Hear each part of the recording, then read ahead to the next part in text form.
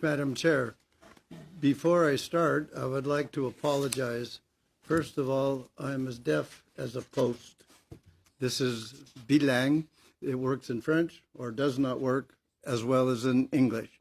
Second, I'm hopeful that the charts that I had asked to be distributed will be distributed, so I apologize for them not yet being in your hands. I'm Gary Mauser, Professor Emeritus at Simon Fraser University. As part of my academic duties, I have published in criminology and political science for over 30 years.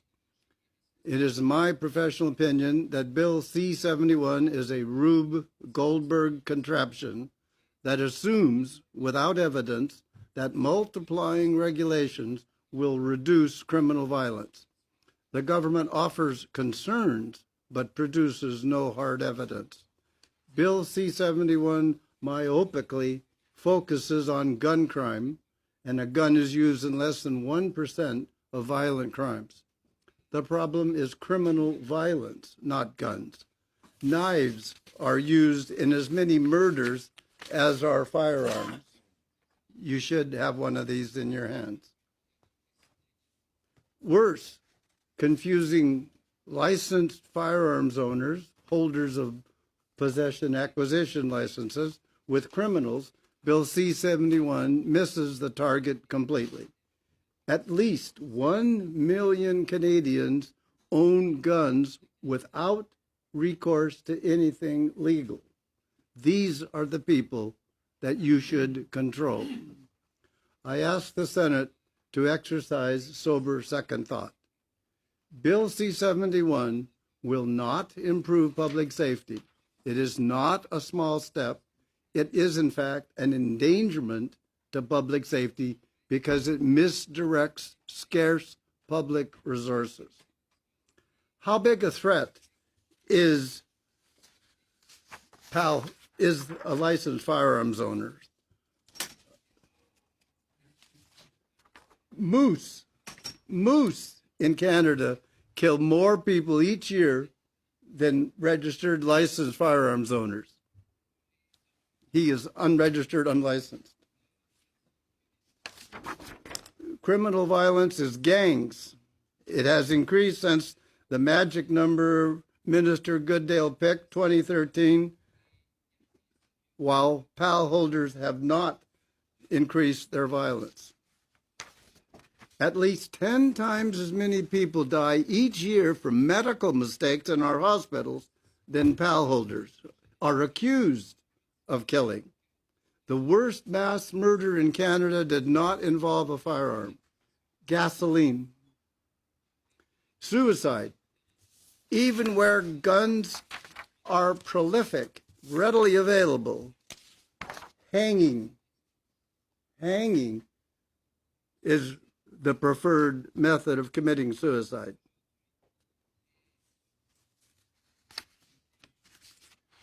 Here is a chart for the nation. As you can see, if you had one, the hanging frequency increases and the shooting frequency decreases. Hanging is your problem.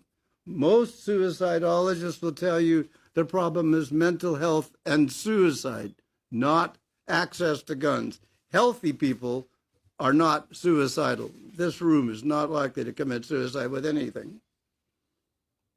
Bill C-71 also neglects the overwhelmingly positive contribution PAL holders make to Canada. If you assess cars, cell phones, sex, marriage, haircuts by only the negative consequences, you would think they were all dangerous and inimical. It is irrational to merely look at the downside of anything. No evidence has been produced that PAL holders are a major source of crime guns. No evidence has been produced that there are significant abuses of the authorization to transport restricted firearms. On average, the number of PAL holders accused of homicide are so small that Statistics Canada is concerned about their reliability. Over the past 20 years, between 13 and 20 PAL holders have been suspected or accused of homicide annually, out of 2 million people. Obviously, not all suspects are accused, nor are all accused convicted. As Senator Pratt has demonstrated, the lion's share of firearms homicide is committed by illegal gun owners. No methodologically valid study has been able to find evidence that stricter gun laws or even gun bans have reduced general homicide rates or spousal homicide rates, as my two colleagues have already stated.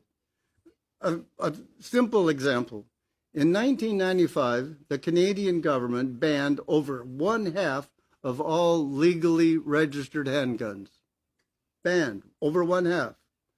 Not only have handguns remained the murder weapon of choice, but gang killings have increased. Gun bans, by the evidence, do not seem very useful. For over 30 years, legal gun ownership in Canada has increased, but homicide rates have decreased. Bill C-71 falsely assumes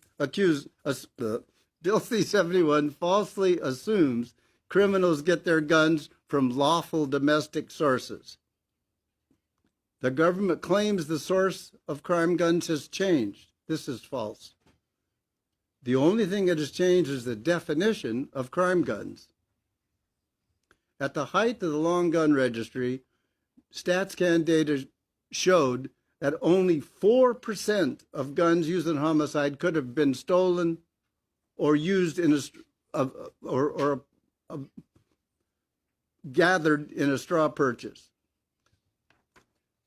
Fourth, the government cannot provide solid evidence to support concerns about the problems with ATTs, or authorizations to transport restricted weapons.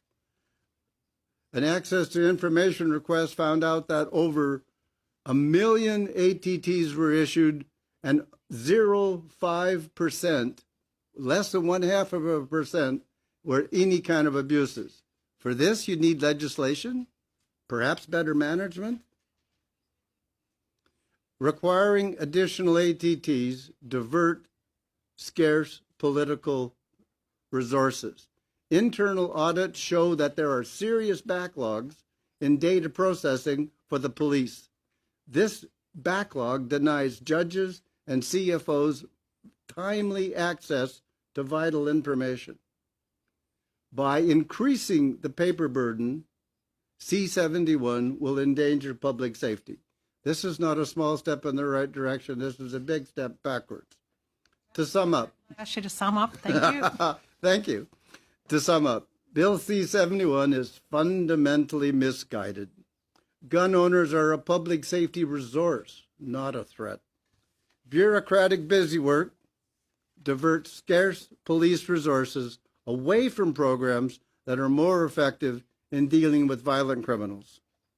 Inflating the already bulging federal firearms bureaucracy will not solve the real problems facing our youth in gang-infested corners of Canada or women in abusive relationships.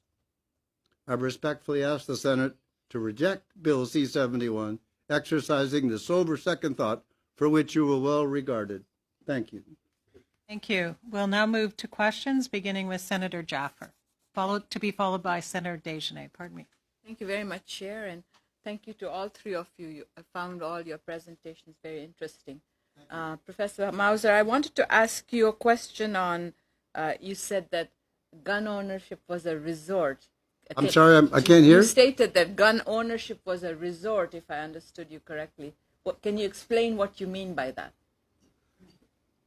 I'm not sure I understand. Resource. A resource. She You says said resource. You're interested in the scarce police resources. You said gun ownership was a resource. Public safety resource. She wants you to explain how gun ownership is a resource. You said it was a public safety resource. Oh, okay, Can you thank you. explain that? I'm not sure why this is not working. First of all, Hunters are the lion's share of wildlife conservation in Canada. Most of the gun owners in Canada are hunters, and hunting is a serious, effective control of wildlife. Without controlling wildlife, as you know, don't believe in birth control, and so the only way to control burgeoning populations is for hunting. One could hire bureaucrats, but that would be a cost. Hunters pay the government to shoot animals and control populations. Second, there is a large industry that provides food for cities. We need grain, we need sheep, we need cattle, we need all sorts of stuff that is grown in the rural areas of Canada. Predators prey on this, and hunters provide control for this. Second. Third, culture and sport. Hunting and gun ownership teaches children to have responsibility, keeps families together. Hunting and shooting are sports that women can engage in just as men can, and are equal in all competitions. As you probably know, all of our Olympic shooting athletes are female. They are excellent credits to Canada. So certainly gun ownership provides a great resource, and we should consider it. You're welcome.